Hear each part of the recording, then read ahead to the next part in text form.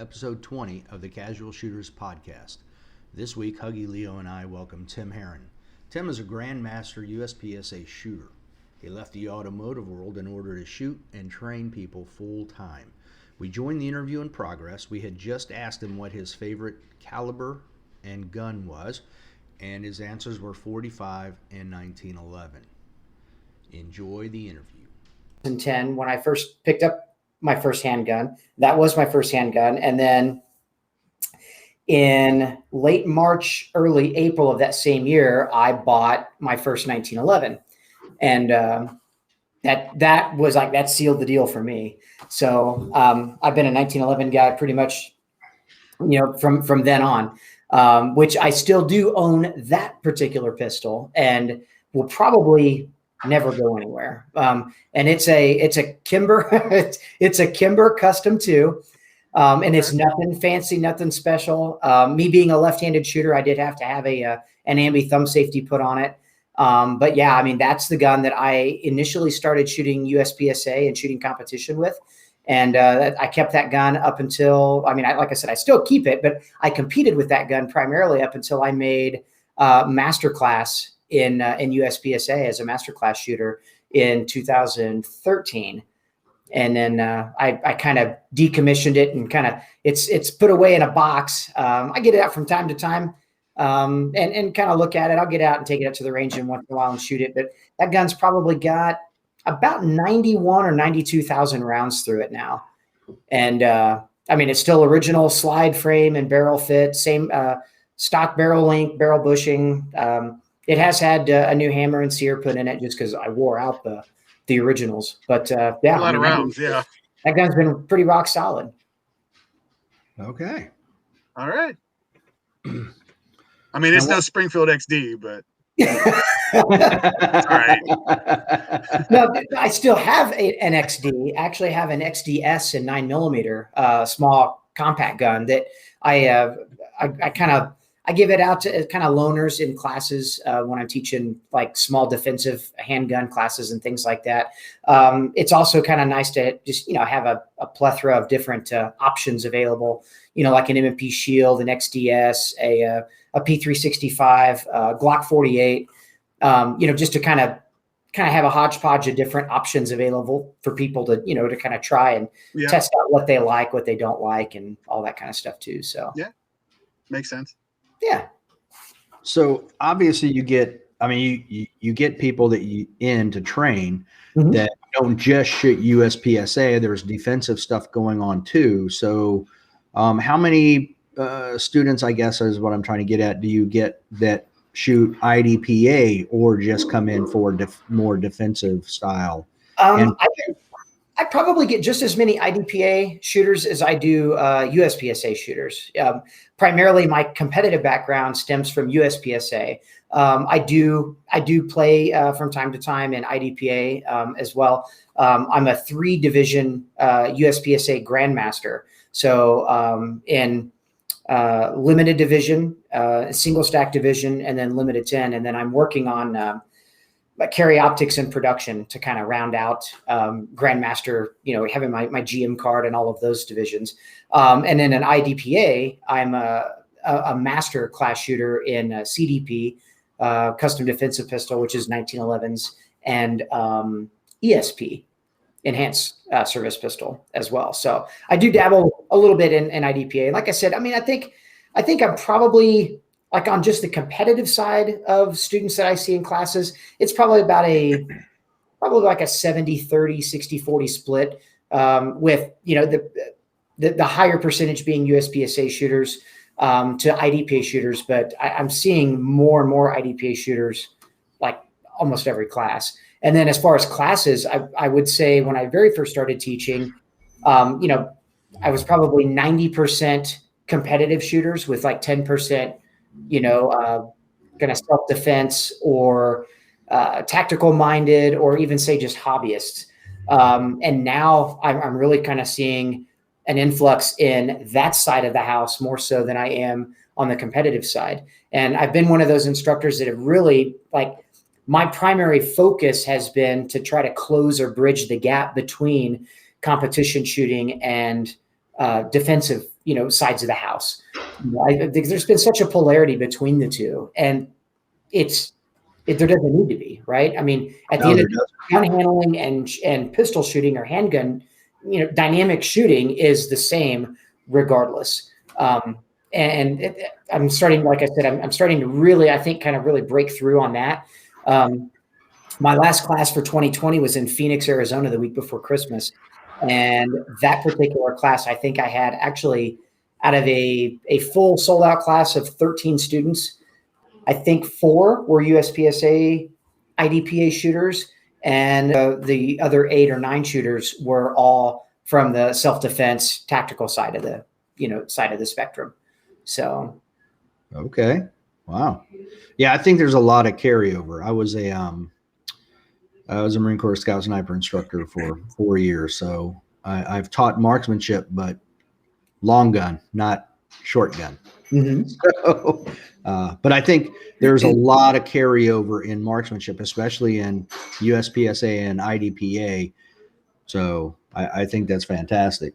Oh, there certainly is. Well, and then the big thing too is, like, on the defensive realm, right? Like, you're seeing a lot of influx of shooters using USPSA IDPA targets as like their primary focus, primary target to focus any of their drills and exercises and things on.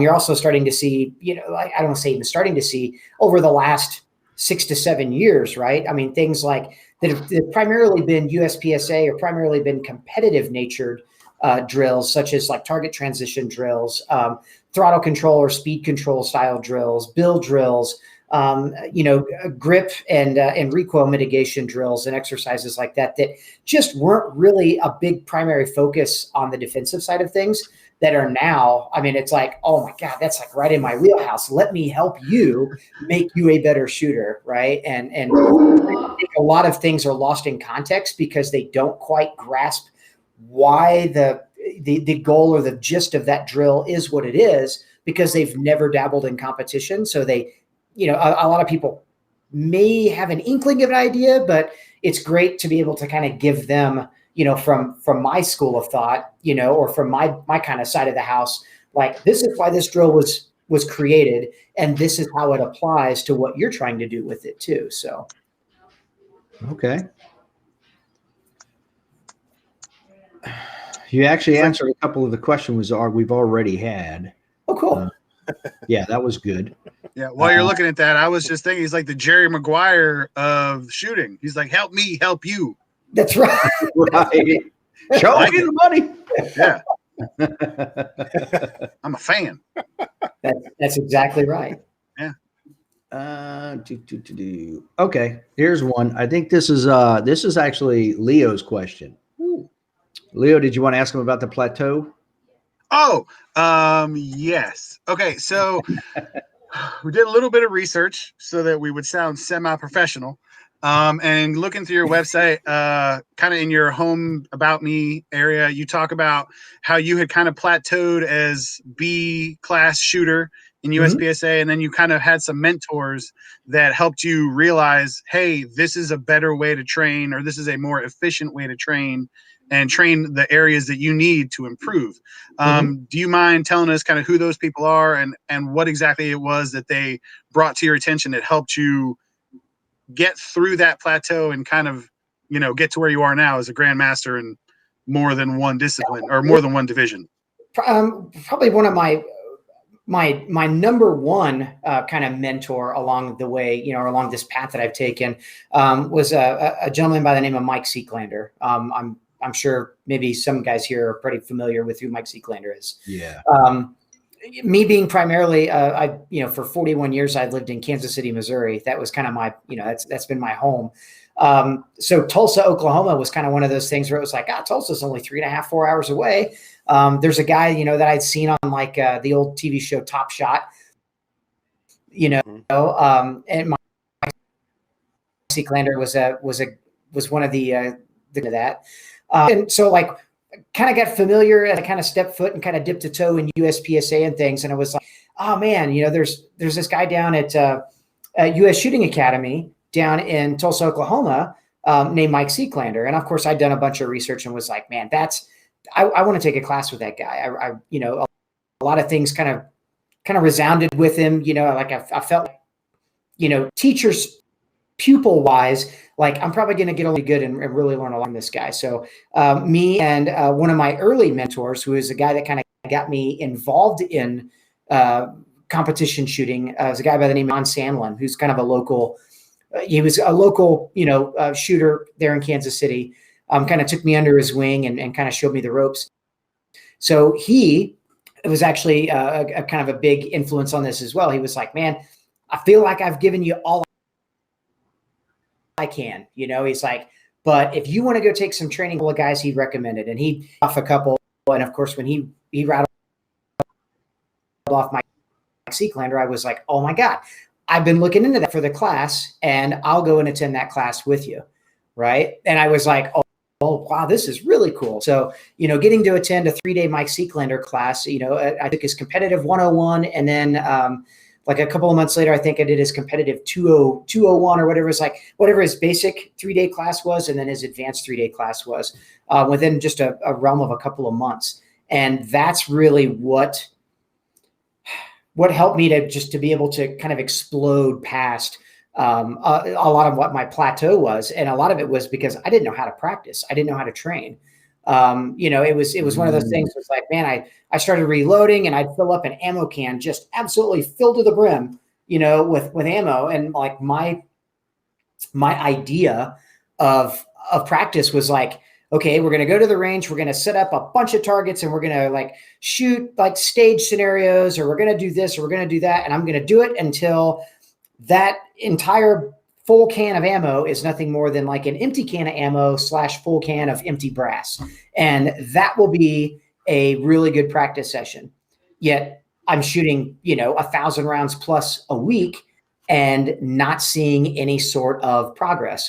And like I said, it wasn't until I took that initial class with Mike Seaclander where it was just having an instructor be able to convey to me that there's a much more, there's a better way and a more a purposeful way of practicing that will get you to your goals by keeping you focused, right? And learning how to stay focused in practice, and learning that a lot of times there is such a thing as way too much, and I think most people as shooters, right, they just think, man, I just got to shoot a lot and that's how I get better. And I know for me, that was a lot of it, like I'd get on YouTube and I'd watch old videos of like Rob Latham and old videos of Todd Jarrett and, all of these greats. And, like they get into these interviews and they're like, oh yeah, I shot, 75,000 rounds, a year for umpteen years. And I'm like, well, that's what it's going to take. I've got to shoot 50 to 75,000 rounds a year. Right. And, sans driving myself to the poorhouse, like trying to shoot that much without any real tangible goal of what it was I was trying to accomplish, you're just spinning your wheels. And like I said, that was the huge turning point for me was, to practice with somebody and learn how to practice. And Mike has since been probably, again, just his mentorship from the instructor side too, he was the first person I remember reaching out in like 2015, 2016 was like, man, I'd like to, what do you think of like teaching some local stuff? And Mike's like, I think that'd be a great idea. And here's how to get started. And these are the other people you need to connect with and network with and learn from. And, like who does that, and now I've since learned many instructors in this industry do that, there's just a few that kind of play the cutthroat game, but for the most part, the shared successes of student to mentor or, from instructor to instructee kind of thing is huge. He's really the one that kind of set me on my path, not only to grow as a shooter and a competitor, but also to grow as an instructor and an educator. So it was him. Rob Latham, of course, who's now become a very near and dear friend of mine, as well as a peer. He's the greatest shooter to walk the planet, right? So, but it's really great. I get to shoot matches all over the country and get to shoot right alongside guys that I couldn't have dreamed back in 2010, 2011, and 12 to be like, oh my God, it's like getting to play golf with Tiger Woods, right? It's like, yeah, I get to shoot with the greatest shooter to ever live, Rob Latham and Todd Jarrett and Mike Seeklander and, all of these guys. So, yeah, I mean, they've all kind of had this kind of great touch on me as as both a competitor, a competitive shooter, as well as just now somebody that wants to give back. And like I said, I've turned this passion into, a career for myself. So that's awesome. Yeah, that's pretty good right there. And but I think it goes with the whole sport in general, where, like you're saying, 90% of everybody is super nice, super helpful, willing to do whatever they can to help people get wherever they need to go. So, I mean, I've never seen that. NRA high power is not bad, but not to this extent. This is by far more than anything I've seen before. I agree with that completely. And I mean, it's also, I have to think, so many of like the lucky stars on how things align for me as well. I mean, a lot of people don't, granted, I'm not that type of person that like I picked up a handgun and 6 months later, abracadabra, I'm a grandmaster. There's been a few people that have done that. I, on the other hand, am not one of those guys. I mean, I've like blood, sweat, and tears, and thousands of hours to become proficient with a handgun, to get where I'm at as a shooter and as a competitor. But I still think my learning curve was definitely, kind of put on the proper path just by people that I met just along the way. I mean, kind of one of my earliest was, just picking up a handgun for the first time was kind of had this kind of grizzled old, range officer, that guy by the name of, I say grizzled old, he's really not, he's an absolute sweetheart. But his name was Jack Arnold, and he was just a local, kind of range officer at this little indoor range that I would go to every Saturday. And Jack was one of those guys that he's like, man, I see you here every single Saturday, and you're in a lane and you're trying to shoot and get better. And, he'd come over and he'd tap me on the shoulder and it's like, hey, can I offer some, some advice to you? And, it turned into that, to where he was introducing me to other people, and those other people then introduced me to other people that really all kind of had this amazing, kind of broadcast on my life to really put me in the right positions at the right times with the right people. Like I fell into competitive shooting very early, and then got into it very rapidly because I had a guy that, like I said, John Sandlin was his name. John was on his way out. He was like, I'm kind of bored with it. I don't really want to do much anymore. But like, here's this kind of young, hungry, early 30-year-old dude. He was like, yeah, I'll take you and show you the ropes a little bit. And he stayed in the sport, honestly, for my benefit, for about another 2 to 3 years before he finally was like, man, you know what, is kind of, like, you know what, young Padawan, you've learned as much as I can teach you, you move about your way now, and then go seek out for other people. And, it's like I said, if it wasn't for him, man, I'd have been one of those guys that kind of struggled or just kind of spun my wheels for a lot longer. And I've just been very, very fortunate to just, like I said, be at the right place at the right time with the right people. And now I want to be that same person, right? I want to be here to help influence people the right way, to get them into the shooting sports or just into the industry or into the lifestyle as I can, right? I get, young guys that want to, like either apprentice as instructors, or they want to apprentice, as shooters and things like that I always want to give back now, because I want everybody to have that same experience that I've had, because through and through, this whole shooting family and lifestyle has been like probably the most positive thing I've ever experienced. So obviously, it made you switch careers. It did. Isn't that funny how that works? That's pretty impressive. Yeah. Which I was going to say that also leads into like the one statement I had to say that I saw on your website, which I was really impressed with, the fact that you made the statement of saying that your goal statement was, I will leave no student left behind, ignored, treated differently, regardless of their ability or equipment.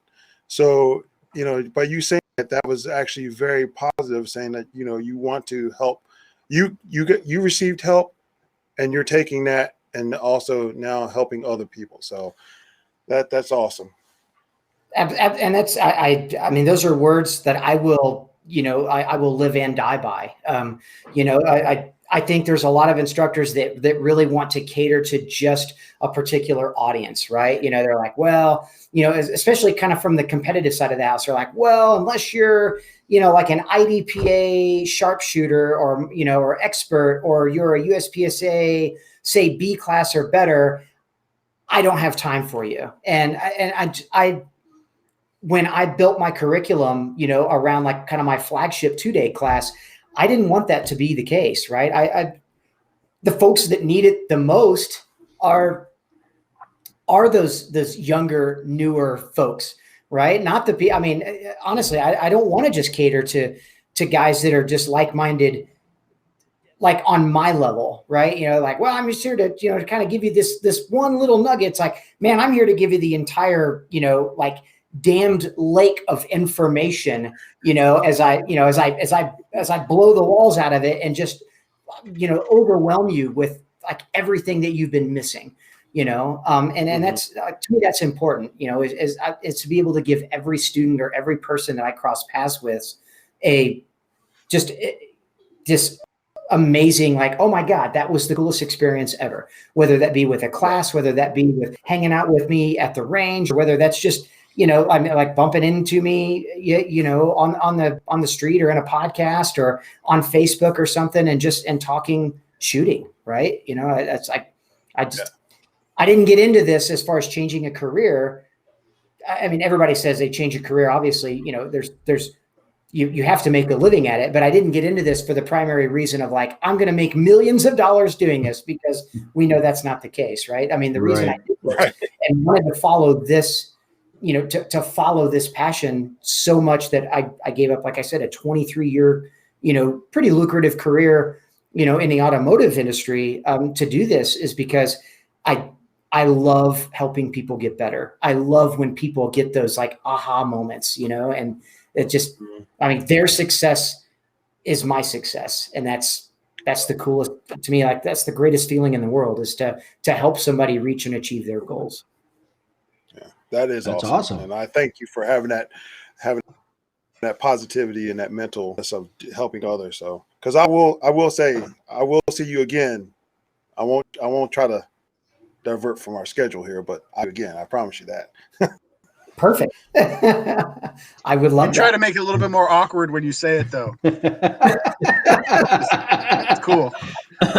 I'll see you again. Get a security system. So you've already messed up my entire training for the year, just so you know, in a good way. In a good way. So I reviewed my video footage from nationals, and there were some issues, and I thought it was trigger control. Guess what? It wasn't. It's grip control. Correct. So I thought that was very interesting, and I actually went back and I saw your video and the one you mentioned that Rob had posted, Rob Latham. And I looked at the two of them and I'm like, yep, clearly I know what my problem is now, and it is not what I thought it was. Would you like to talk about that real quick? Yeah. I mean, I think the shooting industry as a whole, right, is kind of put this immense emphasis on the importance of trigger control, almost at the expense of any and other type of technique or well-rounded, like, fundamental of shooting. And people have kind of drank the Kool-Aid for so long, right? That trigger control is everything. Finger placement on the trigger is everything. And yes, those, like, as a shooter, you're constantly, like, I'm sure you being a Marine Recon sniper instructor, right? You've probably heard the terminology of tolerance stacking, right? and you want to stack all those tolerances in your favor. And you're also kind of doing that with your shooting, right? You want to try to stack as many techniques or tolerances in your favor to give you the best, or to help garner the best results. Correct. But unfortunately, you're stacking tolerances that are in the 10,000ths, let's say, measurement. Things such as finger placement on the trigger, things such as overall trigger control, taking the slack up of the trigger, finding the wall, pinning the trigger to the rear, finding the reset, all of those things. As somewhat important as they may sound, the problem is you're missing out on like 50% leverage advantages in stacking tolerances in your favor with things as important, things that to me are no more important than grip and overall grip position, how you position your hands on the gun, as well as how the amount of applied pressure or tension to those hands on the gun. And a lot of people, they misconstrue that information, right? They hear, oh, okay, grip, and I want to use grip as a means of mitigating recoil because that's what, Jimmy Awesome Shooter on Facebook said one time on a 10-minute video, that I've got to learn to mitigate recoil so I can shoot faster. What good is mitigating recoil if your ability to hold the sight still during the actuation of the trigger causes the sights to move, right? You have an inability to hold the sight still. So I tell students and I tell folks all the time, don't think of grip as a means of mitigating recoil. Think of grip as a means of applying as much leverage on the gun as possible to hold the sights as still as you possibly can, right? So that whatever amount of effort that you apply to the trigger to make the gun fire doesn't result in the sights moving off the target, right? And this is kind of where, like Rob Latham's video, that aiming is useless. And I think some people read that, that kind of that shocking title and they think, oh, well, of course, leave it to a guy that shoots 100,000 plus rounds a year and has shot millions of rounds over his lifetime to tell you that aiming is useless. He's probably point shooting all the time. And it's like, you failed to watch that 10 to 12 minute video, right? Yeah. Because that's not what he's saying at all. That's not what he's incurring. Nope. Exact same thing, right? My message to convey is like the trigger control itself, or thinking about trigger control as some exponent, right, of the overall like 5 or 7 or 10. God, I've seen a list as long as 12 of like fundamentals to follow, right? It's just an extra check mark in the box. There's trigger control, right? There's grip, there's sight alignment, there's breath control, there's stance, there's trigger control, there's, and it's, that list gets so maligned with like, everybody thinks that like the way to become a better shooter is to like, basically, they get their little marker out and then they lick it and they're ready to check mark everything. Okay, I've got the draw down and I've got the gun, pointed at the target and check. Okay, and now my grip is. No. Oh, no. Okay. Well, here he comes. Oh, let's get him back in here. Whoa. Check that box. Yeah. Yep. So they constantly try to check these boxes all the time. But the problem with checking each individual box, though, is you're individualizing each task. And it causes task overload. So you end up then, okay, I'm aligning the sights until I'm ready to press the trigger.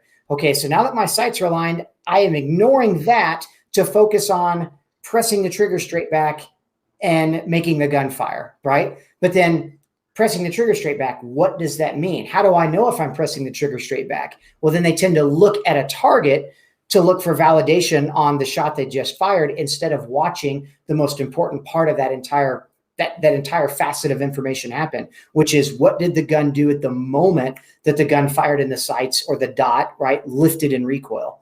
So the thing I want to try to do is not task overload a shooter, which is exactly what happens with these 5-step, 7-step, 10-step fundamental lists.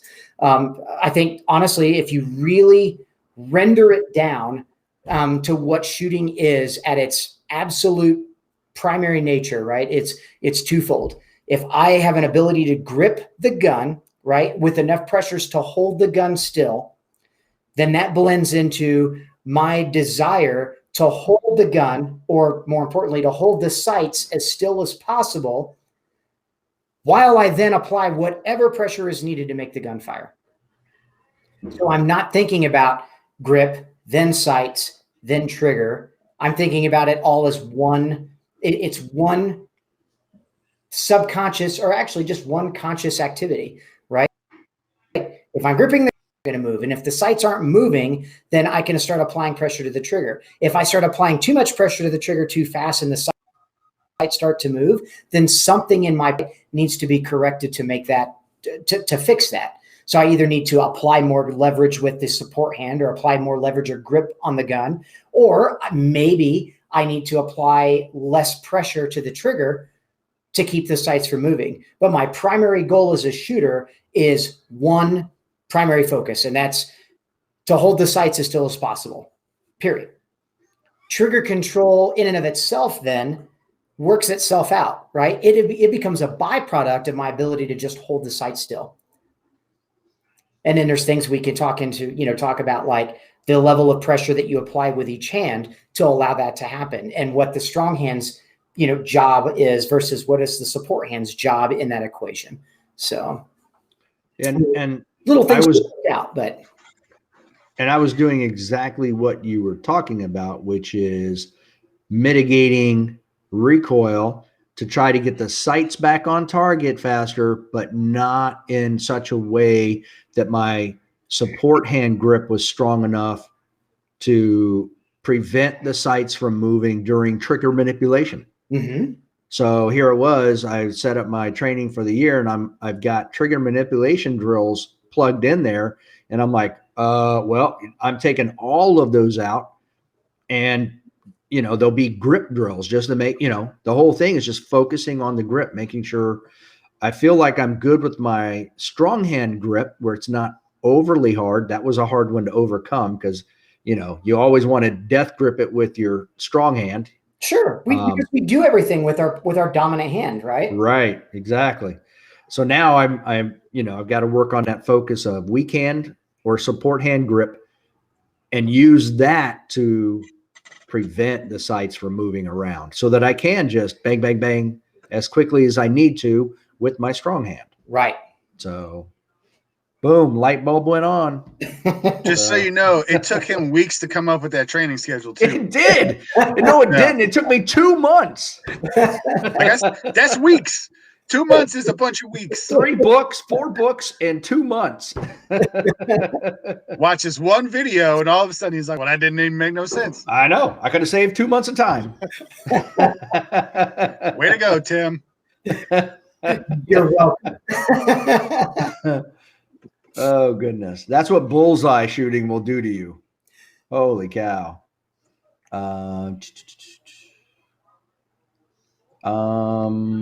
Okay. Here's a different question for you. I watched another video of yours where you did a turn and draw shoot to an 80-yard target. In a second and a half. One was like 1.56 and one was like 1.49. Both one about 9 o'clock on the line. And then another one, I guess about 3:30 in the A box. Mm-hmm. But my question is, so what do you have your gun zeroed at for distance wise? And are you holding center of the A? Mm-hmm. So okay, you are. All of my pistols, every single pistol, I'm a huge advocate of a 25-yard zero. And if you can look at just about any ballistic chart, most any pistol that's zeroed at 25 yards. So let's look at 230 grain, 45 ACP bullets traveling roughly 800 feet per second, right? Which is pretty. That's a pretty standard velocity. That's kind of run of the mill ballpark, 230 grain ball ammo. With a 25-yard zero, you're expecting, based on just like I said, just about any ballistic chart out there, you're expecting about 3/4 of an inch to possibly like a max of 1.25 inches drop at 50 yards. So, I mean, thinking about like the average shooter,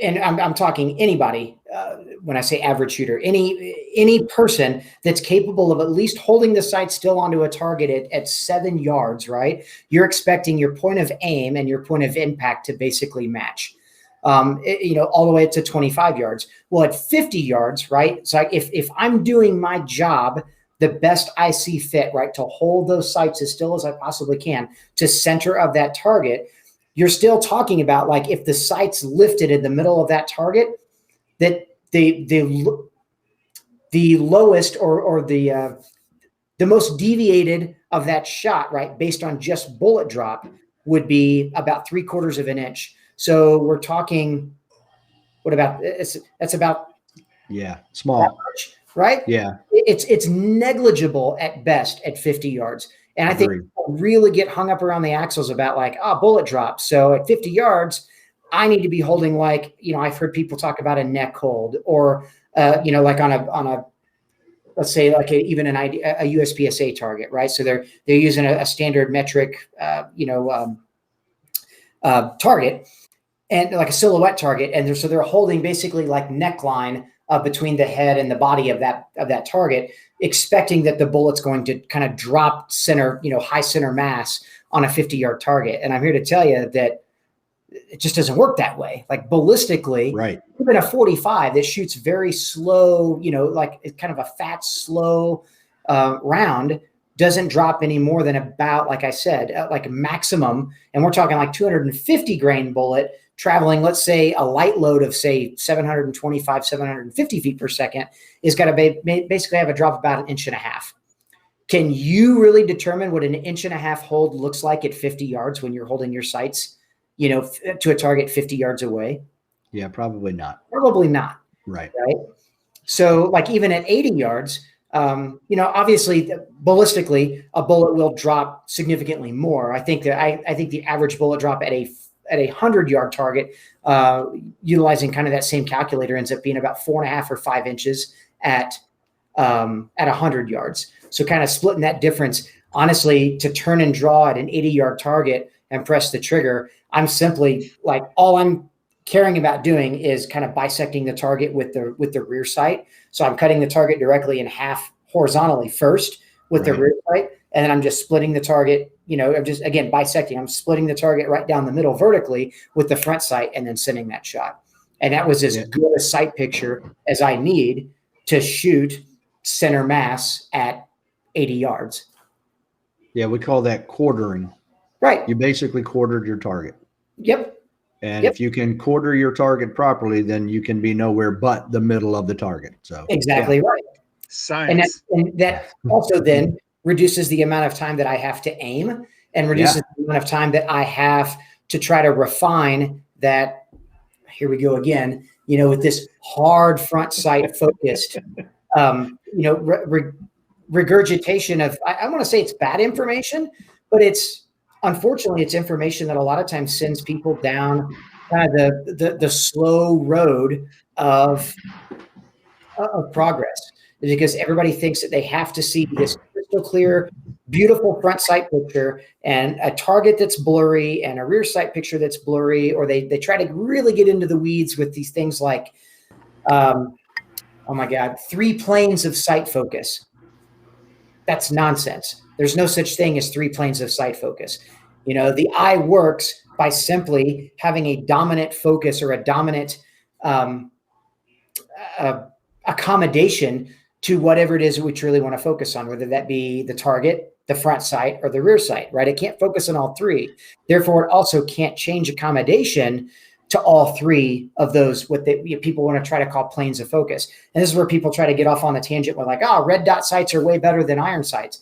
No, you're actually, you learn how to shoot red dot sights probably the way you should have been shooting iron sights for the last 15, 20 years, but you've been kind of inundated with,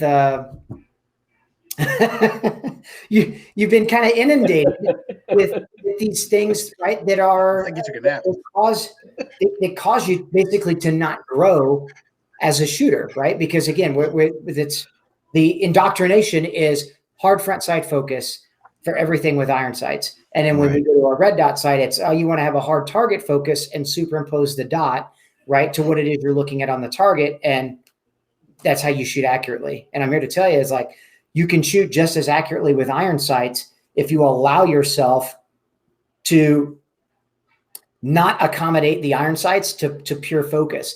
Let the iron sights converge in the same manner of focus that they do, like a red dot does, and just you're superimposing it in between what it is you're truly looking at, which is a target.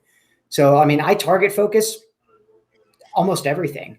I mean, I couldn't even imagine the last time I shot a B8, like an NRA B8 rapid fire 25-yard target at 25 yards with an actual front sight focus. Wow. Impressive. Okay. Yeah, we had an episode where we just interviewed each other, and that was one of the things I said. You know, I shot expert in everything, but pistol was not my specialty. And I said, I'm sure, even though, you know, I had enough talent to get expert, I didn't know what I was doing, and it was horrible. And I'm finding all the bad habits that I had and things that I wasn't doing properly. It was a mess. And I'm Rob Latham's most feared student. I am not even a turtle. I am a slug because of my past and what I did. So it's harder for me to break that habit and move.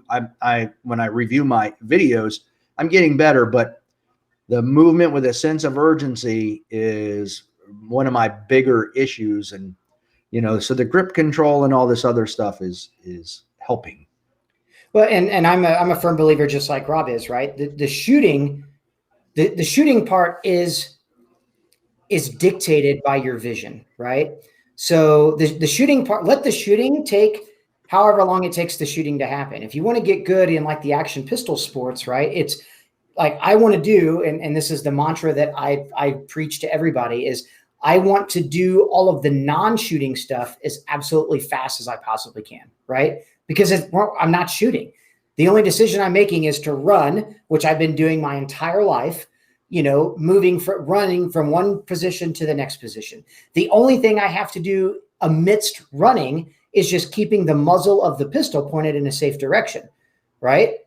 But I'm not actively shooting anything. So you see people that are like, oh my God, I have this explosive thing in my hands. I've got to be very, very careful with it. So they kind of run like, you know, like they're something else is going to happen, or that they have to do something else besides just get from point A to point B.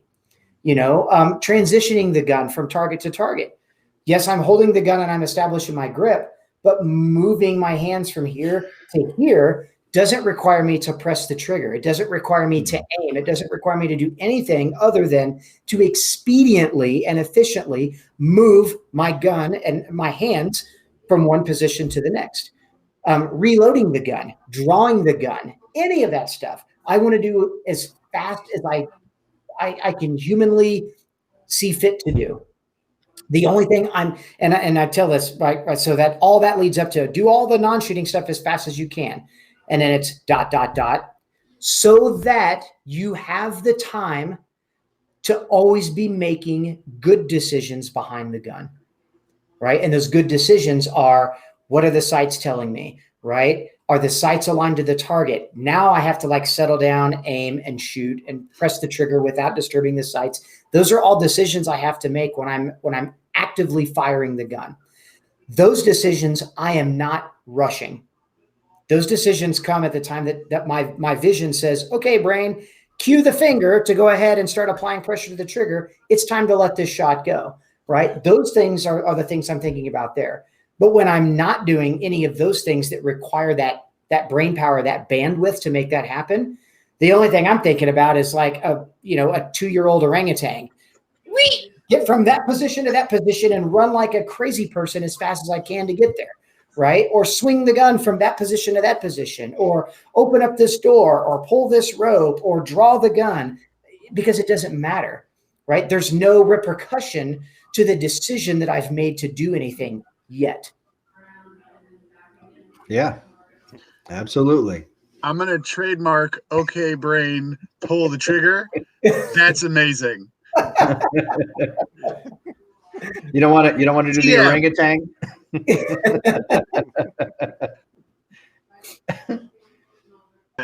I'm gonna TM that one for Tim Herron. Okay, brain, pull the trigger. You're welcome. There you go. Verbal trademark. The eyes tell the brain, and then the brain, of course, then cues the hands or cues the finger to do its job, right? So the brain is just a central processing machine, but it can't process anything without inputs. And so the problem is that people, like, they aim with the eyes, and then again, like I said, they just like, okay, aiming process, everything says that's pretty good, right? So okay, now I got to focus on something completely different, and then we completely disregard all of that visual acuity that we spent so long aiming to simply go, and now, right? And then we yank the hell out of the trigger to make the gun fire. And it's like, no, don't yell at the trigger to do anything, right? So think about it as like a wife or girlfriend or your kid, right? How well does your wife, girlfriend, mother, father, son, child, how well do they listen to you when you angrily tell them to do something versus you ask them to do something? So the next time you think about actively pressing the trigger, don't think about yelling at the trigger to go. Think about asking the gun to fire. My job is just to hold you still and then just ask you to fire because I'm ready. I'm ready to accept whatever input you give me. All I'm ready to do is ask you to go ahead and fire now because I'm prepared. And that preparedness comes, again, from vision and grip. I like it. Yeah, absolutely. You hear that, Huggy? So next time, don't shoot me in the face. We'll get to that. Yeah. Shooting homies in the face. Leo, did you want to ask him about the Instagram post about sharing? Oh, yes. I was looking for a really good segue. So in everything that you've discussed, and in sharing as much as you share, being an instructor, teacher, mentor, coach, all that stuff, you had a post a few weeks back about oversharing and like, what is, like, am I oversharing on these platforms? And unfortunately, I wanted to comment, but being me, I was like, I don't feel like I have enough stance to be like, hey, Tim, here's what I think. So what is your final outlook on comments that were made about that post? And, because I have my opinion and I think we probably agree. But what do you think about that post and kind of, what people said about it? Yeah, no, I mean, I had my opinion before I even, kind of thought I had a feeling to muse the question out to people. Right. But it is one of those things where, like, anytime that I share what I feel to be like really good, like free milk, right? It's kind of what we call it, from the instructor side of the house, like, why buy the cow when you can get the milk for free? And I'm like, well, Right. hey, I'm willing to share quite a bit of that free milk. Because I still think, right, like, even though I'm giving you what I believe to be really good substance without action is still just information, right? And you being able to apply that substance however you see fit to your own action doesn't necessarily mean that you've kind of digested the substance I've given you the best way to digest it. But I have some other peers, and friends of mine that are like, dude, like you just made a 21-minute long video, basically divulging how to call shots better or how to do the whole shot calling process. I'm like, yeah. And they're like, why don't you Patreon that stuff and make people pay for it? Like, why are you giving that crap out for free? And it's like, well, at the end of the day, they still have to take that information and apply it. It's one thing to sit there and look at a YouTube video on your phone or on your computer screen and go, man, that's thought-provoking and that's amazing, and I'm going to do that. It's another thing to actually get off your duff, grab your range bag, grab your gear, and go to the range and go do it, right? Yes, sir. So, and if that's the case, then I don't feel like none of the information that I'm giving anybody was mine to begin with, right? Maybe the way maybe the manner in which I'm conveying information is mine, right? That's what I get to copyright is the Tim Herron delivery system. But the information itself comes from every facet of my own shooting journey, right? It comes from people that I've learned from, guys like, like I said, Jack Arnold, who is, just this older gentleman that was the very first range official or range officer that ever kind of took me under his wing and taught me actually how to grip a gun and press the trigger. To guys like Rob Latham, to guys like Mike Seeklander, to guys like Travis Tomasi, guys like Tom Gibbons, who I've now gotten to kind of understudy with and to take a class with too, right? And Tom will even tell you the same thing. Like, none of the information he's sharing you was derived from his brain. Like, you got the information from me, and before that, it was the information by the Tom Gibbons delivery platform. And before Tom Gibbons, maybe it was, Bill Jordan. And before Bill Jordan, it was somebody else, right? And so, like, nothing that I'm sharing is new, right? Or groundbreaking. Maybe, like I said, maybe the manner in which I'm conveying it might be just a little bit new to hear it that way, or maybe it makes you think about it a different way. But to hold that information like it was like it's been given to me in this golden guide, and nobody's allowed to see it unless they pay me for it, is a ridiculous connotation, right? It's ridiculous to think about that. Like I said, you can only get so much of me from a podcast or from an Instagram post or from a YouTube video without truly coming to a class and experiencing how I deliver it firsthand, like hand in hand, hands on you. Let's make Leo, let's make Dave, let's make Huggy better shooters individually, right? That's not going to come from just anything that you get from a shared video platform on social media. But so, I look at it as like, dude, if I can interest you in a way that makes you go, damn, I never really thought about that before. I want to I want to hear more of what that guy has to say. And maybe you go through, 70 plus videos I've got on my YouTube channel, and you get just another little taste of something here and there, right? But it's like going to the grocery store or going to Costco on a Sunday, right? And back when you could do that kind of thing. Right. And 2 years ago. Go get a little snack of some sort, right? And you're like, oh man, that's pretty good. You're like, maybe I'll buy that next time, right? But then there's always that one tidbit of something that you try and you're like, oh my God, I have to buy all of that. So the next thing you know, you filled your cart with whatever tasty goodness was there. And let's just hope that I am the dude at the Costco that delivered the tasty goodness that makes you want to go and purchase, a 2-day experience with me, or a 3-day instructor development course, or even just an hour of your time online, doing some virtual training with me. Right. And I feel like I want to give everybody, and I want everybody to understand that I'm willing to give you the best of me, even when all that stuff's on the table for free. So imagine if I'm giving you the best of me for free, imagine how much more of the best of me you can get for just a little, just a little bit. Right. A small investment. Yeah. Right. Yeah. I will say, if I get to call you tasty goodness, I'm in. Just saying.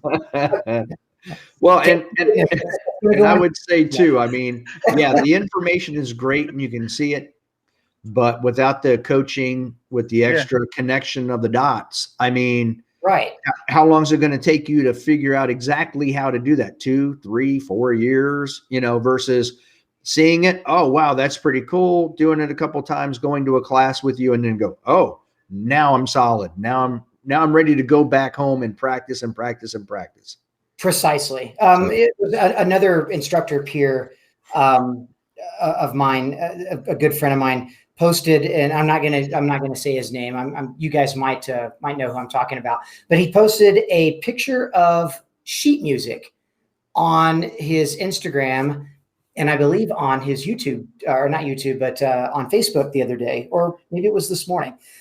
But he was like, building an instructional database, right? It's like writing sheet music. And yes, there's a multitude of people out there that can take like the best laid plan, right? Or look at sheet music and that, man, I can read music great, but they're still going to only give what they read from that sheet music into their individual performance when it comes time to play that sheet music back, right? And it's like having the instructor say, okay, here's your sheet music. I want you to play that for me, but without any instruction. But then also then giving instruction on how to play it the way it was meant to be. Right. Just because you can read sheet music doesn't make you Pete Townsend. Exactly right. Yeah. Or to even simplify this, even for people that are like, I have no idea because I don't read sheet music. Ever bought a piece of furniture from IKEA? Yeah. Right. So even though you're given, a pamphlet of instructions, and a lot of people are like, oh man, I'm just going to go by the pictures. Right. And they go by the pictures, but they don't read the information to be able to convey it the best way possible. So they end up with a piece of furniture that's got too short of screws where it was supposed to have these longer screws, and it's got long screws where it was supposed to have short screws. And now the thing's all rickety and it's not put together well. And I look at it that same way, right? I'm sharing video information. Unfortunately, it doesn't include all of the written instructions from me hands-on to allow you to perform it at your best. So exactly. Then you end up with a busted Flunterguggen. Yeah, exactly. Like, I don't know what happened. I can't even sit on that thing. Exactly. Sitting right next to your broken down saxophone that you were only able to play about half the sheet music. Yeah. There you go. All right, cool. That's the thing. I had a high suspicion, a high index of suspicion that we would agree, but I was like, I want to hear it from the horse's mouth, because I mean, like you said, I read a book written by Neil deGrasse Tyson on physics. I'm not a physicist. Exactly. Can't even pronounce half the words, but it expanded your mind to think about things a different way, right? But absolutely. Like, I'm still no, quadruple doctorate on physics either, right? They're not asking me to go to the moon tomorrow, so thank God. It's a big payload. Okay, so we're gonna transition to something else real quick, Tim. And it's we're gonna call it a training aid. So Huggy bought a cool fire training system, which so Huggy and I shoot a Canik TP9 SFX. Excellent. Yeah, so we shoot the same thing Nils does. And with that system, you replace the barrel and the recoil spring with another one. You fill it with compressed air, and it actuates the slide. Go ahead, Chris. Go ahead and demonstrate. Make sure I'm not pointing at. Nope, you're good. You're clear. Okay, this is a CO2 chamber. So I'm pointing it this way. Actually, I'll point it this way in the safe direction, so that you'll see the slide. Well, do it again, because actually it's a slide. I'll put it this way.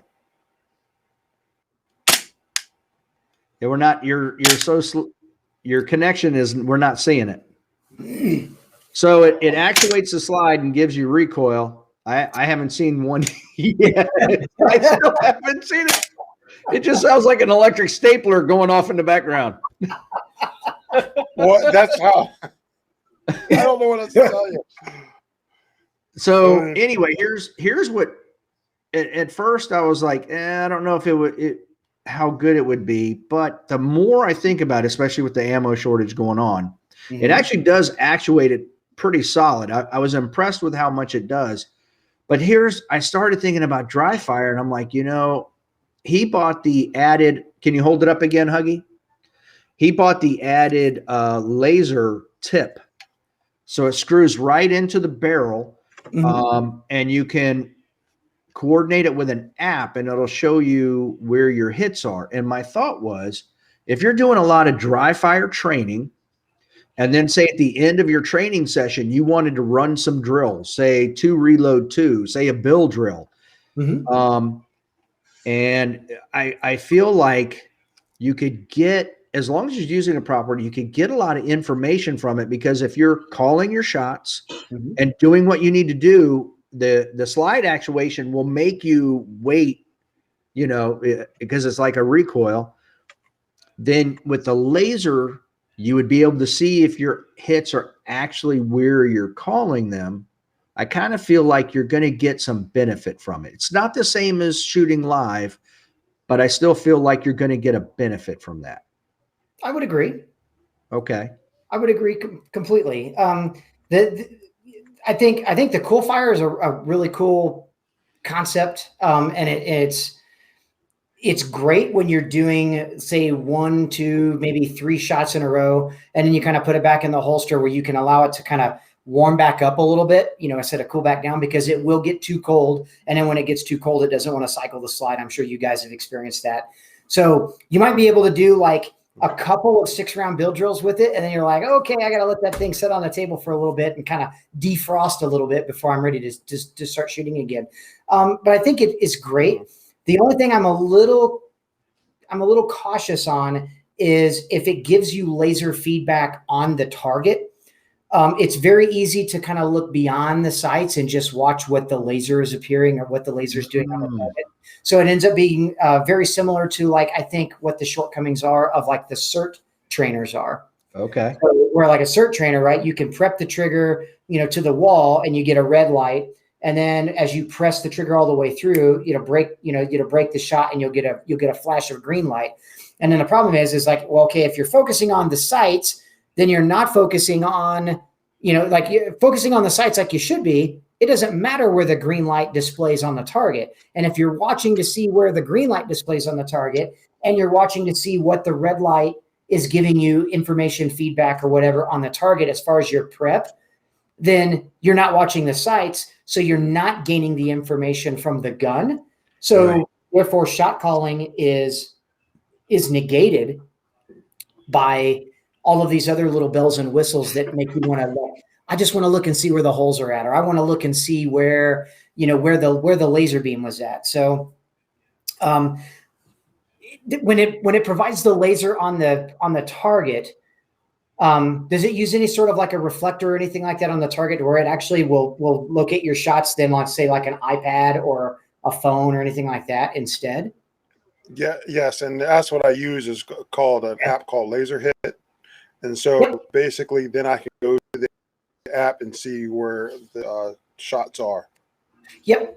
Now see that, like I said, I think that's I think where it can be money, right? That's the sweet spot of something like this, is where you get the recoil impulse, but you're cognizant of just what the sights and what the information of the sights are telling you, all the way through. Let's say, I know on some of those, like, I think it's like 5 repetitions, right? So it's like 5 draws to 1 shot. And then after 5 shots, and you can go onto your iPad and review what the information is, and be able to review where those hits were. And it'll tell you hit 1, hit 2, hit 3, hit 4, hit 5. So that's kind of good stuff to go back and look at, because it makes you accountable for what the gun is telling you or what the sights are telling you about the information in real time as it happens. But then you get to kind of reflect back on, okay, on shot number 1, I saw it's kind of a little low left. That tells me my grip really wasn't established, or, whatever the case may be. So that's good. What I don't like is, like I said, there's some of those, like the Laser Max lights and things like that, where, as soon as you press the trigger, it'll drop it'll fire a striker like into a primer or something like that to like ignite the laser. But then people look past the sights just to see where that laser ended up on the target. And you're not doing yourselves any favor there. I mean, you've got at best, you've got a gimmick that got you off the couch and got you to start pressing the trigger on the gun. Unfortunately, it's got you to focus on the wrong aspect of your training. And that's where I think there's a delicate balance there, where if you're not doing it right, you're just doing more harm than good. But I agree. And that's why I think some of the downfall of like the Mantis system is kind of the same thing, right? It's very easy to like, oh, I've got the Mantis all downloaded on my phone here, and I could literally not look at the gun at all. And if I can isolate everything, I can be looking at my phone and pressing through the trigger. And in my phone, the app is, lo and behold, it's going to tell me how good my trigger press was. Well, stop it.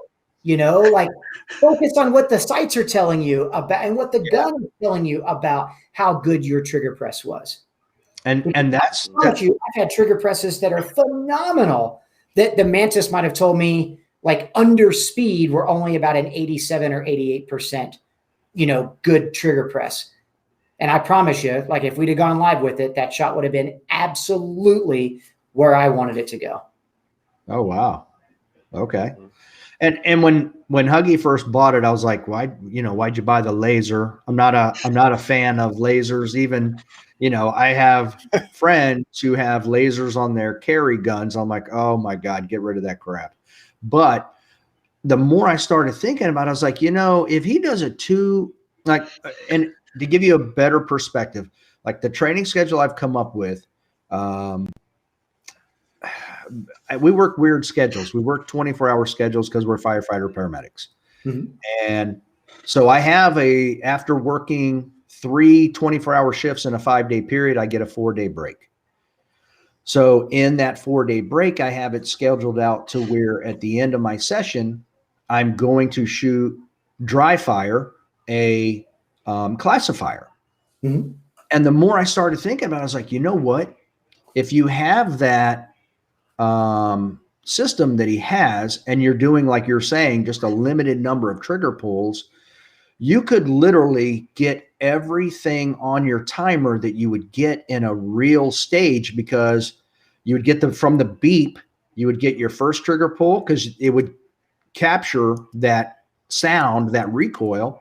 Mm-hmm. So you would get your pause when you're doing your reload, and then back on the target and shooting again. So I was like, you could really obtain a lot of information at the end of a training session. Like, okay, this is my one time doing this classifier.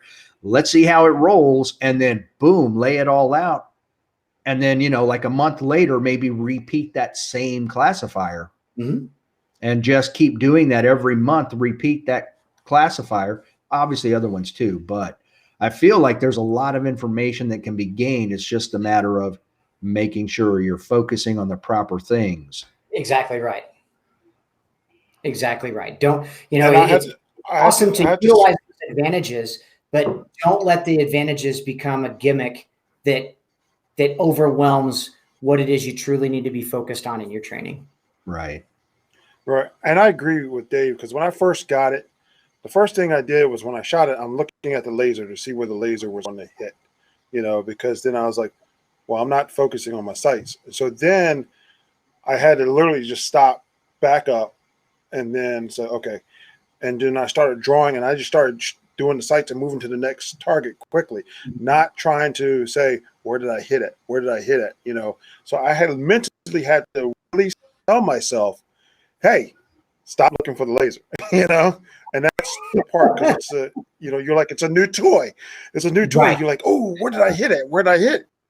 But just got to tell yourself, it's hear the beep, draw on target, 2 trigger pulls, go to the next target, two trigger pulls, next target. And then I could go back and say, okay, where did I hit at? Ooh, yeah, I need to work on my grip a little bit more on that one. So, yeah, I agree with you. So, Tim, we noticed that you're going to be in Hedgesville in September. Yes, sir. That's where we normally shoot Shadowhawk Defense. And you're running a bunch of classes there. Yep. Yeah. So Randy and Lynn are phenomenal people. And Lynn invited me out there to teach 3 years ago. 2 or 3 years ago. And it's now become an annual thing. So yeah, I'm teaching my 2-day practical performance class, which is kind of my flagship 2-day class, on that Saturday and Sunday. Last year we ran it in conjunction with the local match that was there. So day 2 was great because I got to take my entire student base. And so all 12 students, as well as myself, we shot the match together on that Sunday. So we did day 1, we worked on fundamentals and how to apply those fundamentals correctly to a match. And then on day 2, where we would typically just kind of work on movement, skills and drills exercises and stage breakdown, well, we got to do it in real time, like actually shooting a match together, which was great. I think we're going to try to format that and try to hit the same weekend, or kind of that same format again this year in October. And then Monday, I do a kind of a special class where we get to keep the stages set up, which is really cool. Shadowhawk gets to do that, right? Because it's their house, their rules. So they'll keep the stages up pretty well throughout the week. So we're going to keep the stages up, or at least 3 to 4 of the stages and reshoot 3 to 4 of the stages with a group of no more than 6 for one of my special. It's called a match skills clinic, and what that match skills clinic is it's more of an advanced class that it's kind of very intimate. So instead of having 12 students on the line and kind of working skills and drills for a class of 12, we're running now. It's a class of 6, and we get to really individualize the instruction to each person's strengths and weaknesses. Oh, so wow.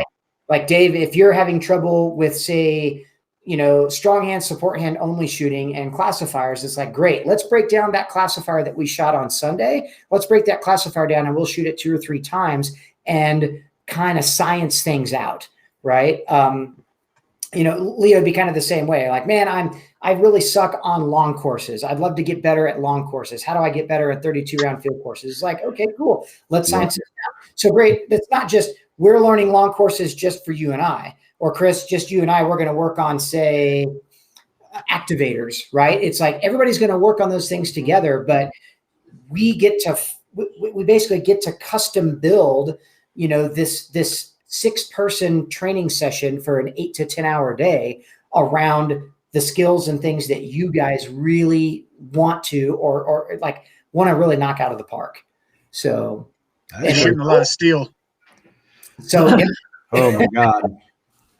So, and that's great. Just saying, be shooting a lot of steel. And then I believe I'm reserving either that Friday or the Friday before the 2-day class or the Tuesday after the match clinic to do some individual, either private coaching sessions, either 2 to 4 hours long, or if somebody wants to book me for just a whole day, then they can have me, to themselves for an entire day. Before then I head back home from West Virginia. Okay. So, wow. That sounds awesome. That's where I said, that's where I was telling you, I will see you again. Perfect. Totally not in your bedroom. No binoculars. No. And a parabolic microphone. Oh, goodness. Not what he meant at all. So Tim, where can people reach you if they want to take a class? Best, honestly, I'm probably the most, I want to say easiest accessible people probably out there. You can send me, I know you guys got in touch with me initially through Instagram, and just shot me just a direct message through Instagram. And that's at Tim Herron Shooting. I've got, like I said, my YouTube channel, which is also Tim Herron Shooting. You're going to see a trend here, right? My website, which is timherronshooting.com. And so my website's going to have everything from my schedule. It's going to have kind of a breakdown of like the classes that I offer, a little more in-depth bio about me, kind of my training methodology and things like that, class and course descriptions, as well as having a full schedule of where I'm going to be for 2021. I think I've got 31 different classes on the schedule this year for 2021.